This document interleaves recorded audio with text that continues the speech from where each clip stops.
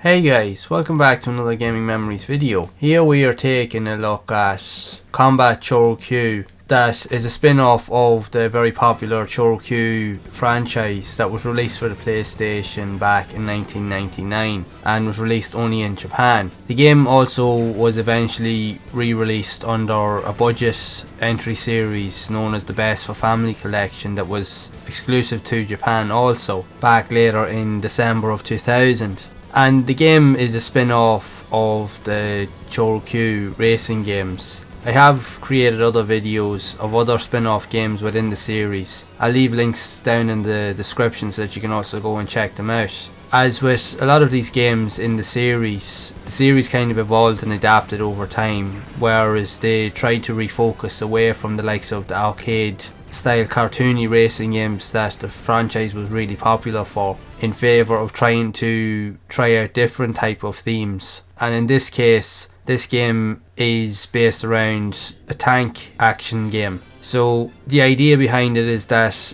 you're pretty much kind of like going to war with different empires and you're using tanks as the main form of combat. So not only do you drive around different environments, you can also engage in combat where you do be shooting at and destroying other tanks. But it still appeals and keeps to that similar cartoony style graphical nature that is very popular with the Choro Q franchise. The gameplay is a lot slower compared to previous games in the series, but where it lacks in speed it makes up for in a lot of the other elements in terms of the combat features and so forth. And you have different types of levels and different types of terrain and environments to move around in. And you also do have access to different types of modes where you do have the likes of the campaign or story mode where you progress through an actual story, and each mission requires you to complete different tasks and objectives throughout each mission while getting to an endpoint to proceed on to the next level. And you also do have access to a multiplayer mode as well, where you can take place in different types of combat events against other fellow gamers or even your friends and so forth. One of the cool features about the game, like even with the racing games before it, is the ability to upgrade your tanks. So really the goal of the game is to create the best possible tank that you can utilise to gain advantage of in the likes of your journey as you play through the game. And you will unlock loads of different variations of custom parts throughout the course of play, and you can utilise them to full effect. Each have their own unique traits, pros and cons, that will actually help you or hinder your progress depending on your playstyle. So it does have a lot of unique elements to it. So you can travel around different types of environments, anywhere from the likes of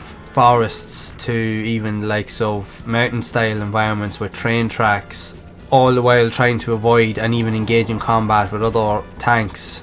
And you have to destroy each of the enemies in the levels in order to proceed, and then you usually have to get to an end point, and in most cases the end point won't unlock until you've destroyed all of the enemies in the level, found all the hidden objectives or even secrets that are situated around each of the levels, and then the gates will open so that you can proceed on to the next area of the game. So there's a lot of elements involved in the play, which is very, very different for a Choro Q style game. But as with previous games in the series that I have mentioned in other videos, it was a kind of experimental stage for the franchise in general, where they did want to try different elements to see what would work and what would actually be appealing to try and get the franchise to be more popular among different types of audiences. So this game tries to bring that to a different level. Now these type of games, like tank based shooters, may not be for everybody, but for people that do like them, it definitely adds a different unique style to it. If you do like combat games like this may be worth a look, as it does have a lot of elements of these combat style games, but it has it in a cartoony style nature, so it keeps with the Choro Q kind of graphical style, but adds its own unique humour and elements to it. And from having played it, it is quite a fun game, although it's a lot more slower paced compared to most other games that you'd be fairly used to. But it definitely has enough unique appeal to it that will appeal to most gamers out there,